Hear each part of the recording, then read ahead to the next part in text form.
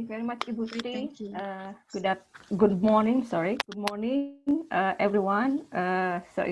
It's a really great honor for me to have in the same forum with my great teacher. So Dr. Sri is my former teacher, and I learned a lot about interprofessional education and interprofessional collaborative practice from Ibu Sri, because she has been working for several years in this specific topic.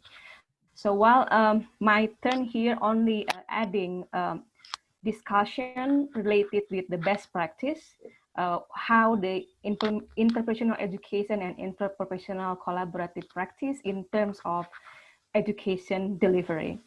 So as have been discussed by Ibu Sri, that the interprofessional education, it's really important, especially when related with the current healthcare situation that need interdisciplinary approach, especially when we're dealing with complex needs, and in this case, within an elderly care. So what is actually the goals of the interprofessional education and interprofessional collaborative practice in health professional education? So the major goals are supporting compassionate and person-centered care. That's according to a recent publication, as cited by many curriculum developers in recent journals.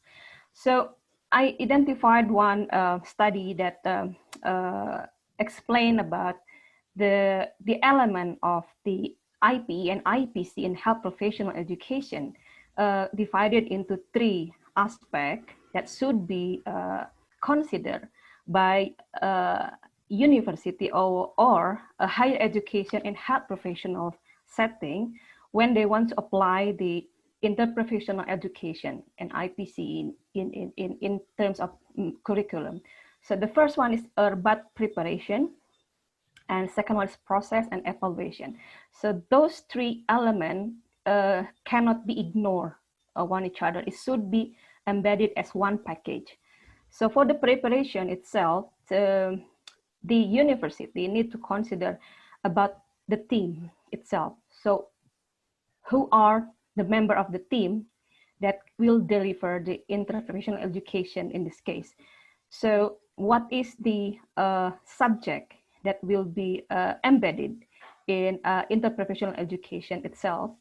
And what about the role and responsibilities of each discipline? As we know that Ibu Sri mentioned that when talking about IPE and IPC, it always connected with the role, professional role and responsibility, and to some extent it can be overlap.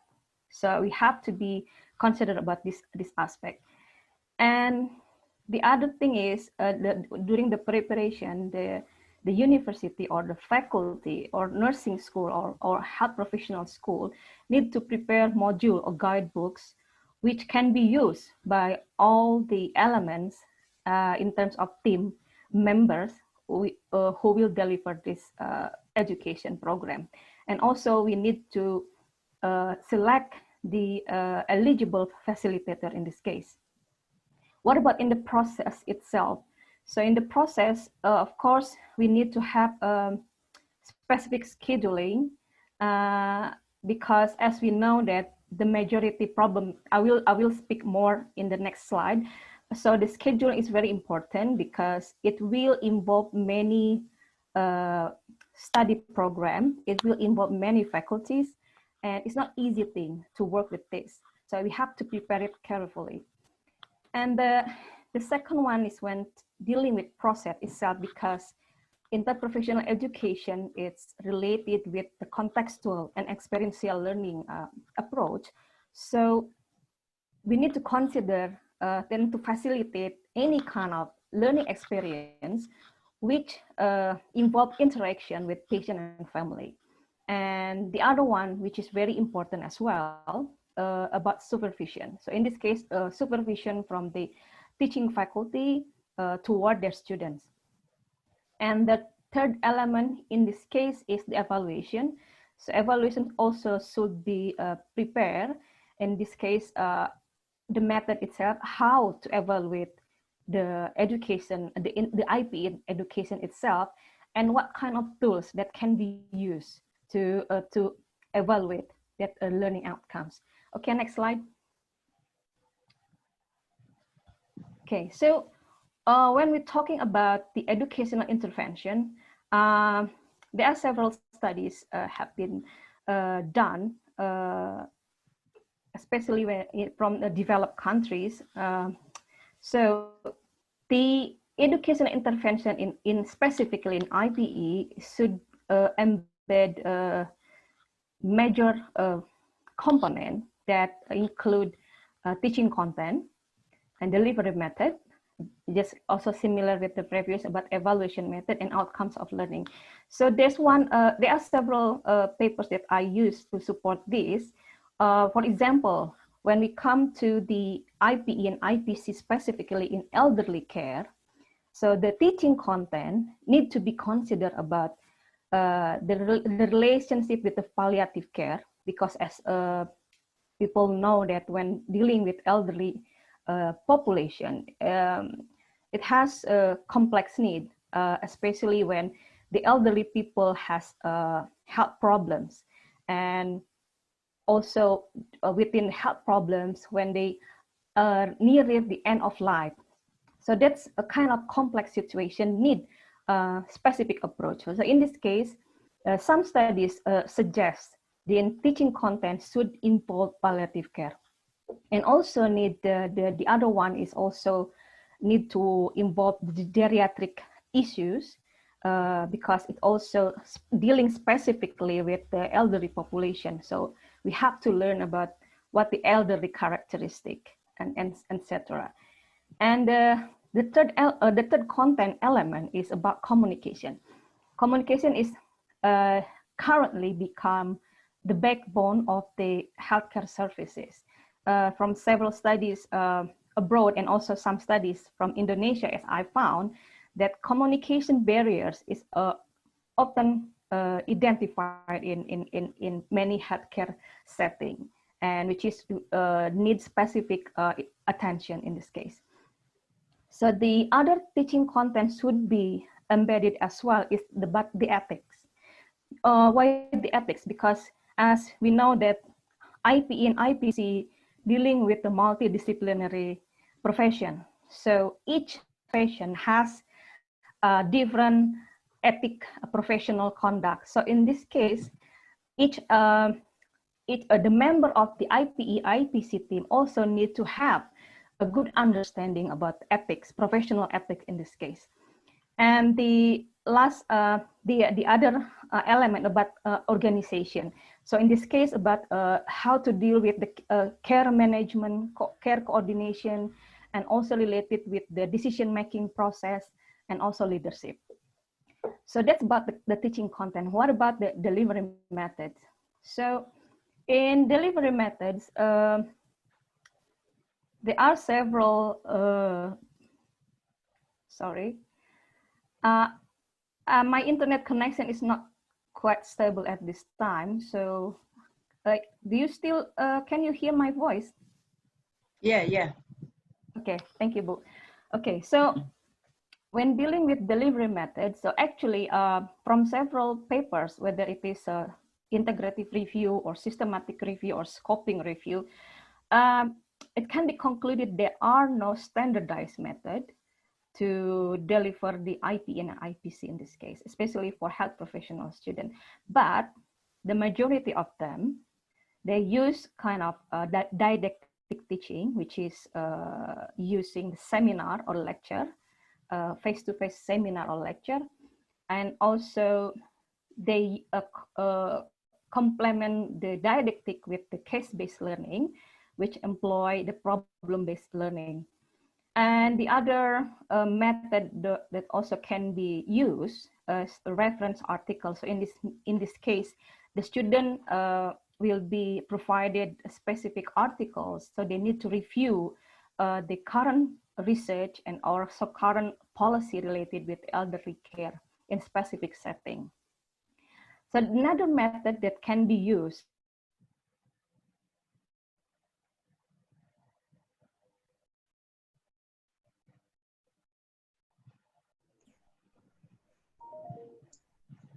Ibu Hello, Hana. Ma'am Hannah. Ma'am Hannah, are you with us?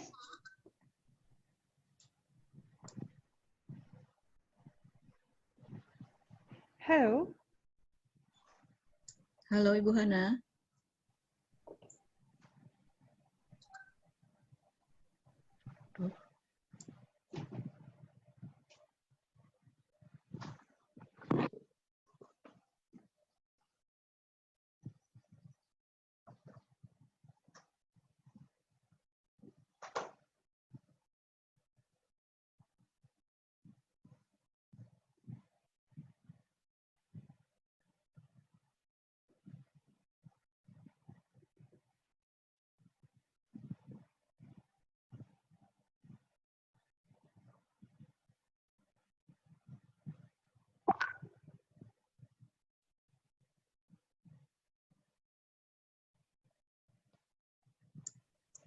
I think Ibu Hana had a problem of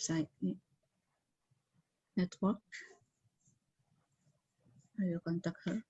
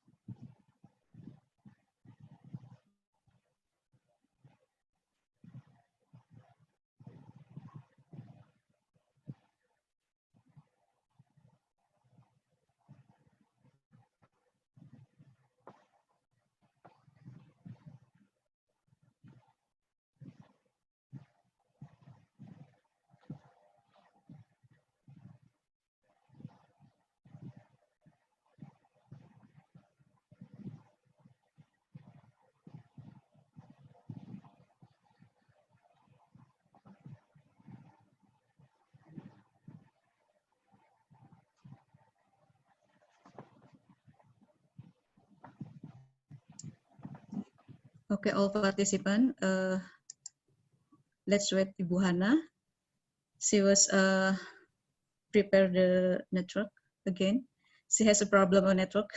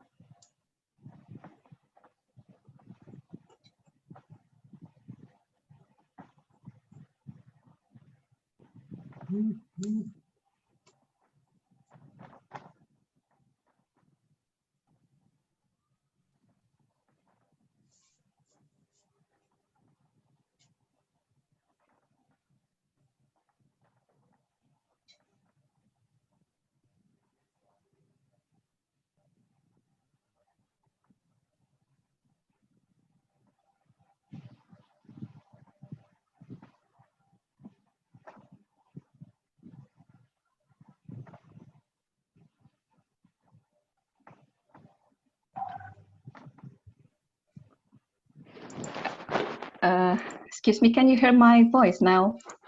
Yeah, yeah. Yeah. I'm so sorry, I have really a technical issue now. So now I'm moving to my mobile phone. Okay, so let's us continue with about the evaluation method. So when dealing with the IP and IPC education intervention, it also happened with similar with the delivery method itself. There are no standardized a method of evaluation that can be used to evaluate the learning outcomes. But However, in many studies that discuss about the curriculum development in IPE, the majority of evaluation method, they use simulated interprofessional contact. So in this case, I will explain more about that in the later slide. So, and also about using video simulation technique, and also about dealing with seminar itself. And the other element also need to be considered about the outcomes of learning itself. So what is the important indicators that should be evaluated as an impact of the IP and IPC education and intervention? So the majority of curriculum, or the majority of studies, they use communication, the communication style, and also they use the element of quality of care when this IPE specifically imply in the clinical setting. And the other, also the majority curriculum developer use to evaluate the readiness for interprofessional learning itself. Okay, next slide.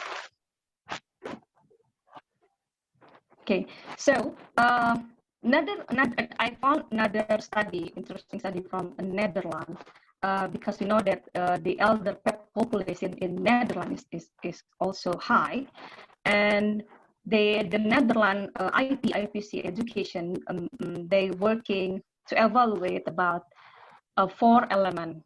The major element, the one is about task and responsibility. So I think it is similar with the previous studies when dealing with the quality of care. So in this kind specifically, they evaluate the task and responsibility among the interprofessional or interdisciplinary health professional included in that education.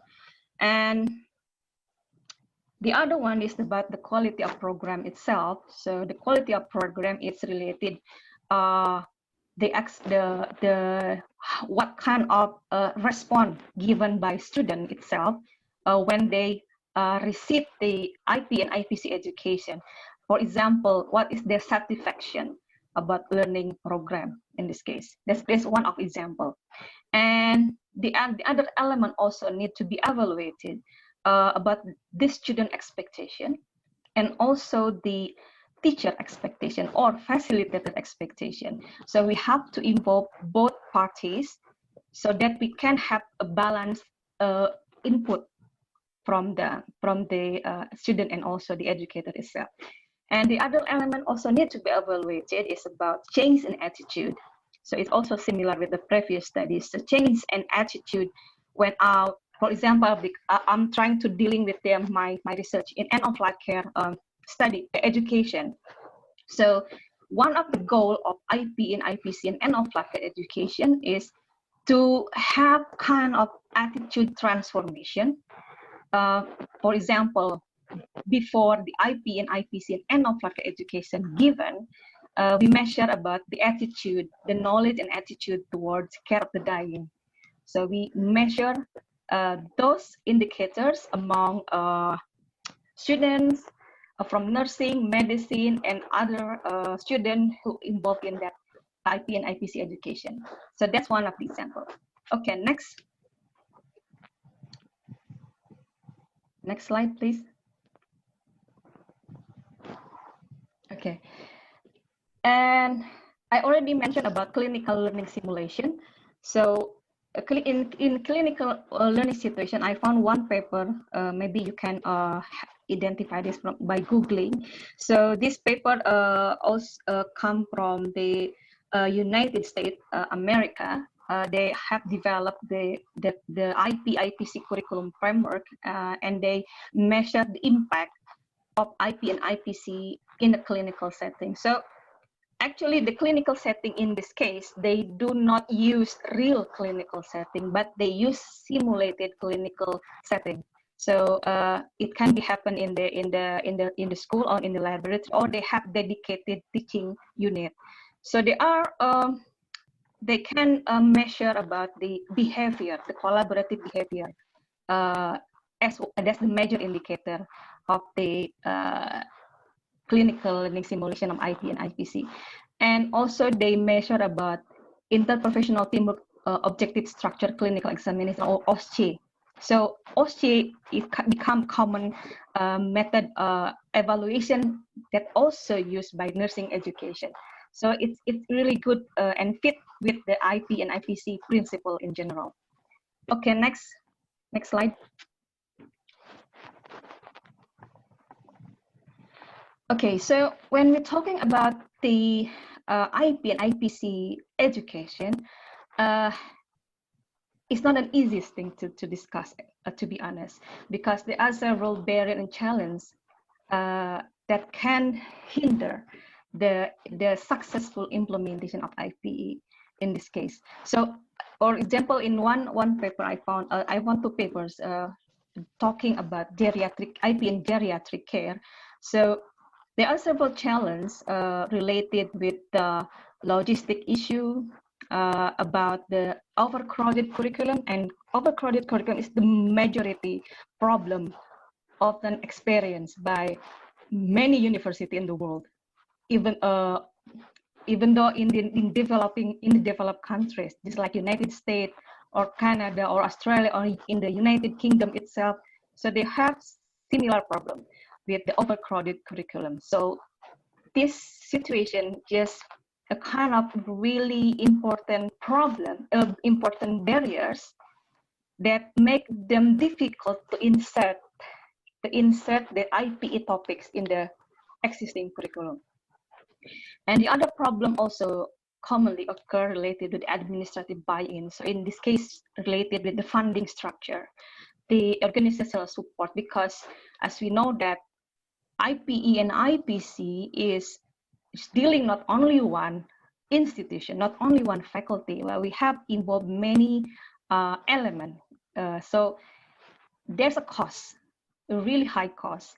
And if the university do not prepare specific funding for this, it also can hinder the successful implementation IP in general. And the other barrier and challenge also relate with the equal representation. So in this case, because IP and IPC working with many people, many professions, so we have to maintain an equal balance, an equal and balanced representation, not only focusing in one specific profession, not only nursing focusing, but we have to make some equal distribution, and by involving a specific related health profession in this case.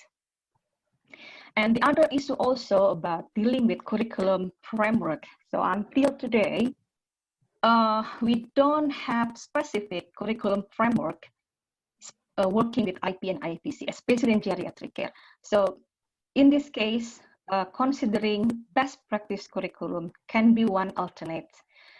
And the other also, which is a very crucial issue, is related to faculty expertise in IPE.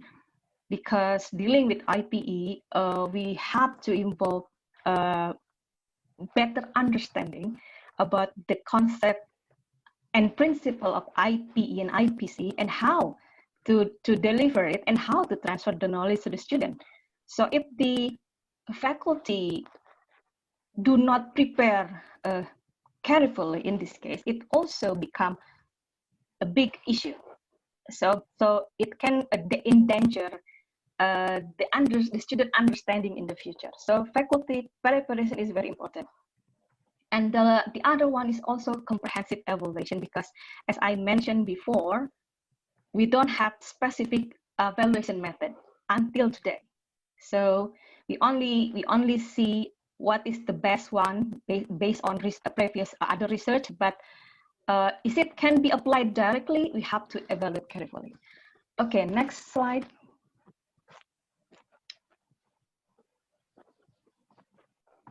Next slide, please. Okay, so I give an example about the model IP and IPC education in Italy. So in Italy, the IP and IPC education, it's developed through the country itself. So it involved many elements, not only educator or not only higher education, but also involve the policymaker, but they involve government as well, and also they involve the support system. So in this case, the IPE, they have been developing for 20 years, and they call the IPE-IPC model as Health Service Planning and Management Program model. So in this model, they only not involving profession in health in terms of health professional sectors, but they also work with economists in this case, the person work in economists. They also dealing with communication science, also especially pharmacy and psychology still related with the health professional system, and they also involve law in this case.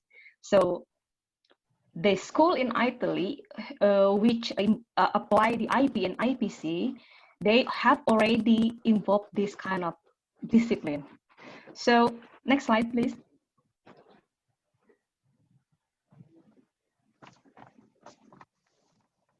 Next slide, please. Okay, this is quite small. Maybe I can share the paper after this.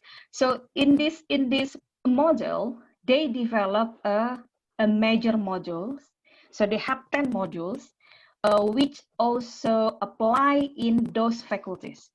So not only in nursing and only in medicine, only use those 10 modules, sorry, but it's also used by other faculties who involve in that models. So basically that comprehensive model, and each modules they dealing with specific themes, and it's run by specific discipline which can be understood by others. Okay, next. So as we have identified, there are several barriers when we apply the IPE in higher education, especially. So what is actually the solution to overcome that barriers? So based several studies, it suggested that a good IPE and IPC education, it has to involve inductive multidisciplinary cross-cultural environment. So Busi already mentioned this about how to build the culture, because when we're talking about culture, there are individual culture and collective culture. So culture is very important. That's the priority one. Without building the culture at the beginning, it will be hard for us to insert further to deliver the IPE and IPC specifically. And when dealing with the multidisciplinary cross-cultural environment, we have to understand about the logic. The logic itself involves the process of thinking, which based on the professional thinking. So we have to understand that. And also language. So language in this case, it would be better if we have the same language that can be spoken by many disciplines involved in IPE and IPC. And also dealing with values. Values is related with the core competency, as Busri mentioned, about the IPE and IPC. So values, the principles, and we have to adopt the common values. And also dealing with tools. So when talking about tools, it can be broad definition. So one of the example is tools to evaluate the learning outcomes, and tools to deliver the IPE and IPC, and tools to evaluate the program in overall. So in general, to overcome the barriers of IPE should be involve the interconnection of the macro, micro, and meso level of curriculum, not only curriculum, but also the level of system. And by aligning those three important elements, it creates a systemic approach. So this is one of the solutions to overcoming barriers. Okay, next slide.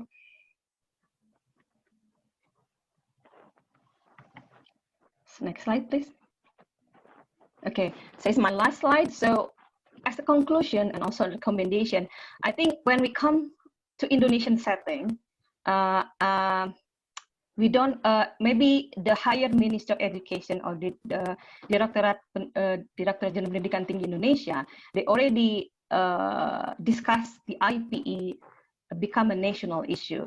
And also they also discuss about the core competencies in IPE and IPC, but we need to have specific, especially because if we following the model in Italy, the IP and IPC is not only involving about health professional sector, but also dealing with economics and law, and also another social and political science.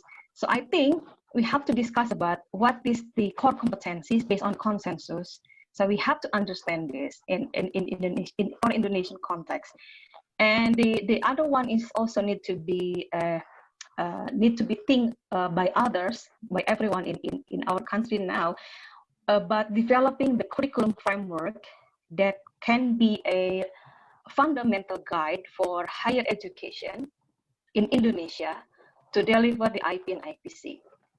And the third recommendation in this case, in dealing with professional development, as I mentioned before, the involvement of the faculty, administrator, and policymakers is very important to ensure the IPE and IPC running successfully. So in this case, professional development, ongoing training should be prepared. And the other one is the most also important when it comes to micro curriculum. We have to meso curriculum. We need to work with the pedagogy practice about the teaching learning methods that employed by one institution to deliver IP and IPC. And we also need to consider the indicators, the outcome measurement, what kind of indicators should be evaluated, and what kind of tools that specifically can evaluate that. And the last one is ongoing evaluation, because when we're talking about education, it's not only about curriculum itself, but we're talking about different aspects, which is contextual. And ongoing evaluation become the major backbone to identify the problem of pitfalls and also to identify the future solution. I think that's all my presentation. Thank you very much. And thanks, I give it back to the moderator, to Ibu Yuyun. Thank you. Okay. Okay. Okay. Thank you to Ibu Sri and Ibu Hana. Yeah, okay. Yeah, thank you again to Ibu Sri and Ibu Hana for sharing this interesting topic and very relevant for current issue. And it is important to achieve good integrated health services so patients take a good service. And I think it is a big challenge, yeah, for us to developing IP and IPC. Okay, thank you. So please to attendance for if you have a question. I think in chat box it hasn't. Ya, ini belum ada ini ya. Okay, since majority of attention from Indonesian participants, so we welcome to use bahasa Indonesia, maybe. Silakan untuk menggunakan bahasa Indonesia. And I see there is overseas participant from Japan, maybe. If you would like to ask a question, please welcome for overseas. Yeah.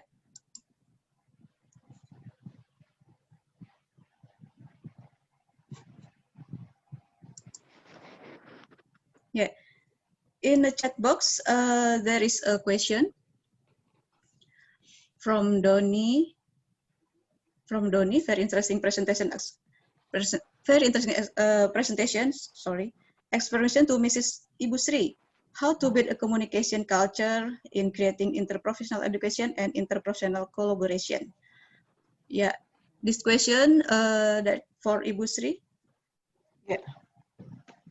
Thank you. This is actually from our students, huh? Yeah, Indonesia. Doni. From Doni Mahendra.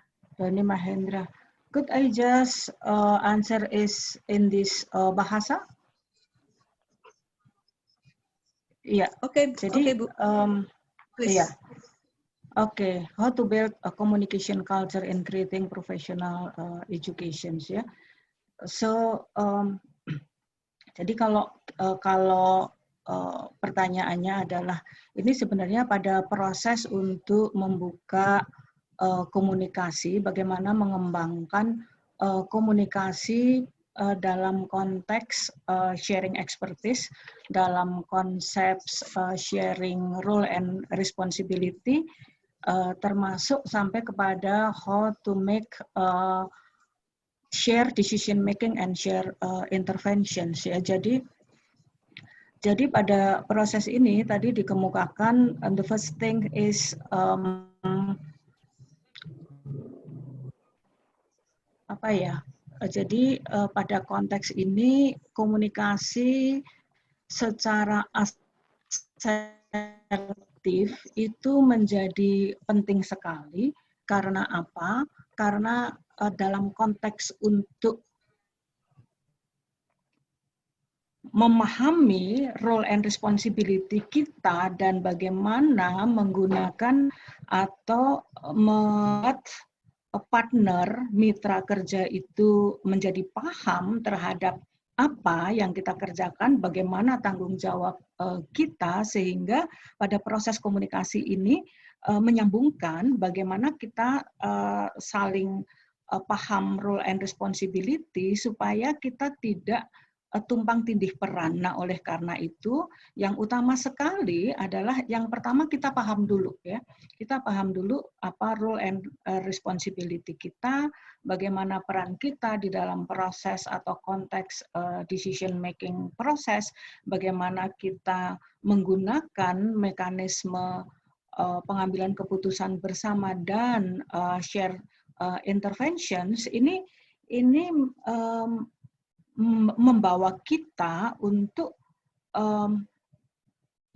untuk bisa confidence, ya, untuk share kepada mitra kerja, ini loh, ya, ini loh tanggung jawab kita, ini loh capability kita, ya. Kita berbicara dalam level bahasa yang sama. Tadi saya kemukakan ada sense of being equal, sense of equality, ketika kita merasa berada pada level yang sama, ya. Pada konteks komunikasi interprofesional ini dibutuhkan saling pemahaman, saling menghargai, dan terutama tadi, ya, bagaimana membangun respect itu diawali dengan sense of confidence, ya, bahwa kita mempunyai sesuatu, bahwa kita mempunyai kontribusi yang penting di dalam proses ini, sehingga dengan demikian how to effectively communicate peran dan tanggung jawab kita, domain profesi kita, begitu, ya, sehingga ini menjadi jelas. Mengapa? Karena pada proses kolaborasi ini tadi saya kemukakan how to build collective culture, ya, pada konteks ini adalah lebih mengedepankan share expertise, maka kita tidak bisa berkontribusi banyak apabila kita bagaimana men-share expertise ini dengan komunikasi yang asertif, ya. Jadi being asertif itu menjadi penting sekali. Dengan asertif itu membangun sense of confidence, ya, rasa percaya diri. Kemudian dengan rasa percaya diri ini kita memberikan kontribusi yang begitu bermakna di dalam proses untuk integrated care, bagaimana mengambil keputusan, bagaimana menetapkan tindakan dan sebagainya, ya. Jadi pada proses ini membangun kultur komunikasi yang kohesif, ya. Jadi ketika kita berbicara the cohesiveness of the team, itu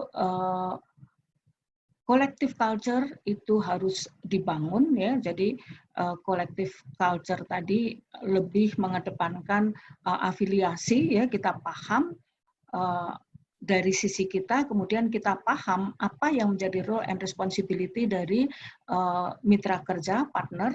So Dengan begitu kita akan masuk pada lingkup bagaimana mengkomunikasikan proses-proses ini sehingga kesinambungan di dalam proses pengambilan keputusan, di dalam menetapkan intervensi, di dalam memahamkan bagaimana proses ini dilakukan secara bersama-sama.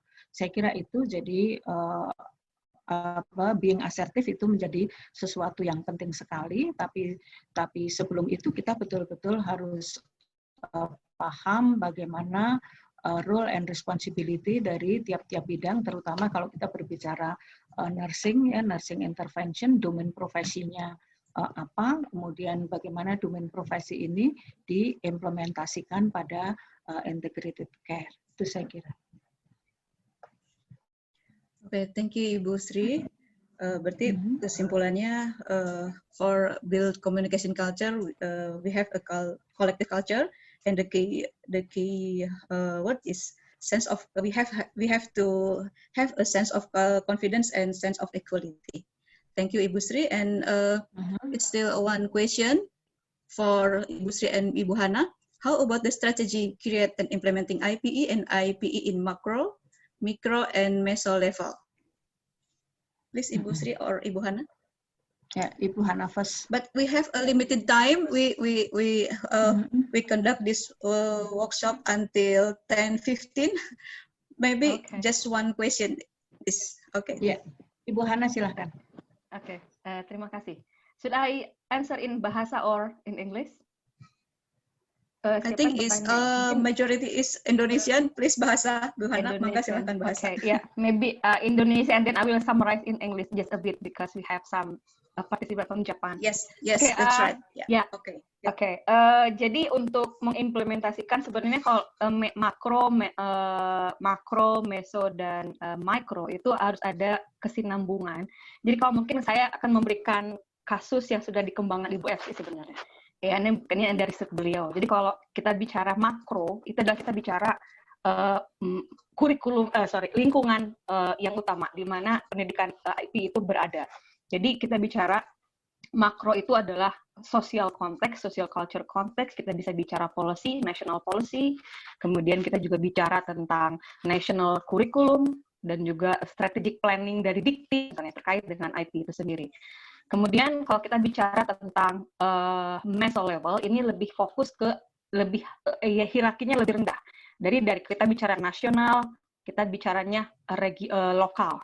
Kita konteksnya adalah universitas in this case. Jadi kalau untuk Unpad, mungkin untuk Unpad atau untuk universitas yang lain. Jadi kita bicara dalam konteks universitas, kita bicara tentang universitas itu adalah mempunyai visi dan misi tersendiri, punya spesifikasi keunggulannya, dan juga punya metode dan juga program studi unggulannya. Barangkali di sini universitas sebagai mempunyai policy yang mensupport bahwa IPE-IPC itu merupakan bagian yang terintegrasi dalam visi misinya universitas atau dari institusi pendidikan. Kemudian itu juga kita bicara kalau misalnya in terms of level fakultas, kita bicara tentang kurikulum di level fakultas. Dalam hal ini mungkin apakah IPE ini sudah masuk menjadi kurikulum wajib bagi mahasiswa. Kalau kita bicara fakultas keperawatan itu sudah ada, misalnya di Unpad. Di Unpad itu fakultas keperawatan itu menjadi salah satu fakultas, mungkin bukan salah satu, satu-satunya fakultas yang di Unpad yang mempunyai IPE sebagai mata kuliah yang diselenggarakan di fakultas. Dan ini berkat kerja kerasnya Bu Sri untuk hal ini. Jadi kemudian kalau untuk meso, ini meso lebih ke bagaimana si IPE-IPC itu dideliver untuk kepada mahasiswa.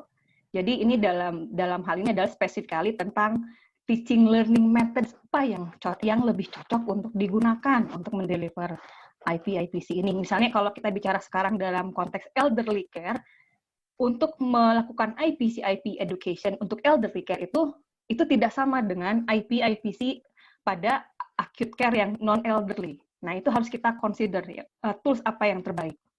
Nah, untuk di beberapa publikasi terbaru yang terkait dengan pengembangan kurikulum IPE-IPC, jadi experiential learning itu menjadi salah satu pendekatan di mana mahasiswa itu ketika ingin memahami komprehensif dari penanganan elderly itu harus ada experiential base, jadi pengalaman belajar yang direct gitu. Nah, mungkin kalau di Unpad saya cerita, kebetulan saya membantu Bu Sri juga untuk mengembangkan IP di Fakultas Keperawatan.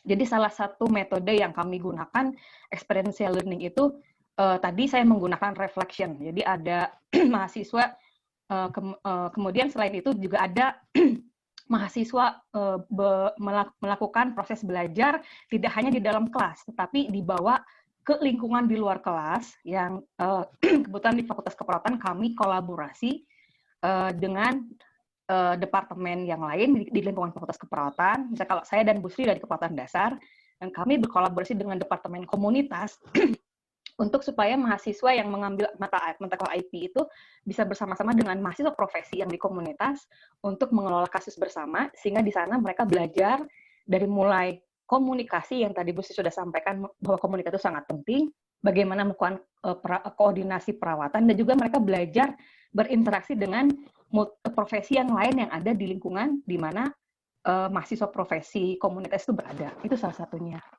Jadi harus ada sinkronisasi antara kebijakan yang diusung universitas dengan fakultas, dan juga teaching learning methodnya harus relevan. Barangkali itu Bu Yuyun.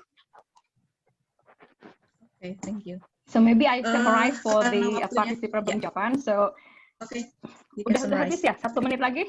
1 menit. Okay, summarize a bit for international participant. Yes.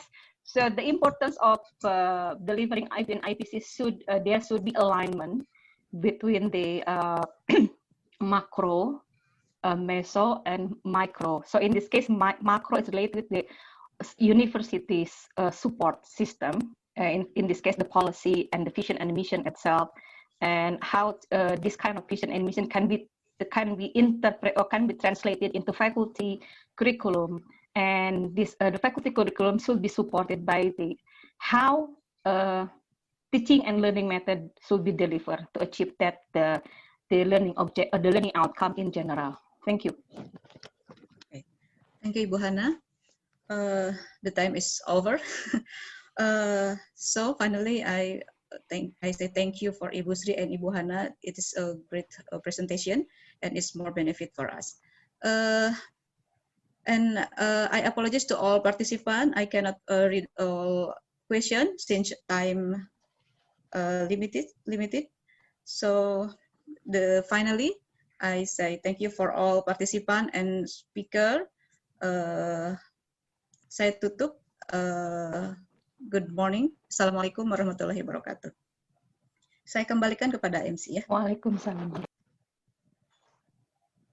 For the very insightful session, we would like to say thank you to Dr. Siti Yuyun for guiding the session, and to Mrs. F. Susilaningsih and Mrs. Hana Resmadewi for sharing fruitful workshop.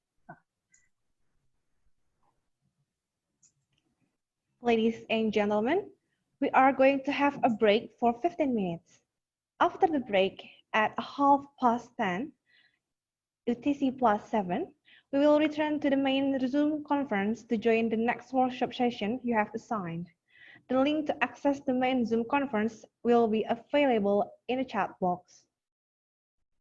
Before we return to the main Zoom conference, we would like to ask all participants to rename your Zoom profile corresponding to workshop topic in session 2 you assigned.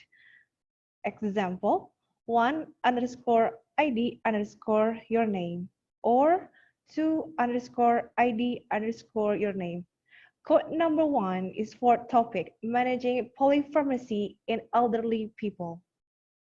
Code number 2 is for topic conducting meta-analysis in elderly studies.